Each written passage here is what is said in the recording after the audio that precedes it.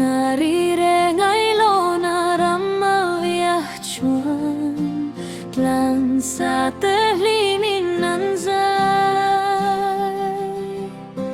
Kay pawan singgah kachen behun na huan Laumin kazay puy betaw fang Fak narirengay lo naramawiyah chuan Lan sa tehlinin nanzay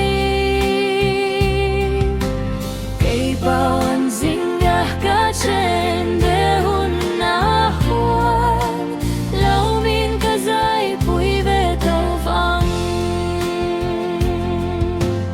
Anhel varten fagzay sa inmin muak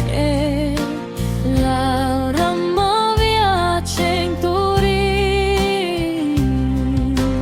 Kanta na siempre arun nuaman ham hun hun Lam la remin kanaurualang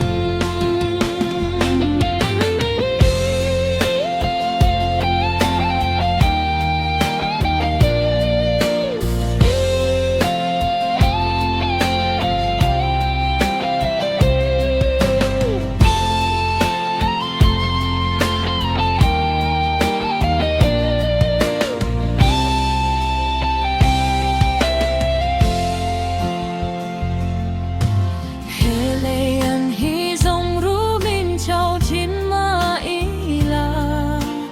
Nat natin min bao ma se Kalaleng ang kachung thang van sang akhiyang Buak tuk muahin kala ong ang Nun mating dai lim nuaya chuan kan la Fak na bul na ramawiyah chuan Nun na tuy thi ang lima bul fei te chu Buak turo puy kan la iang Nun na ting dai lim hlaya chuan kan la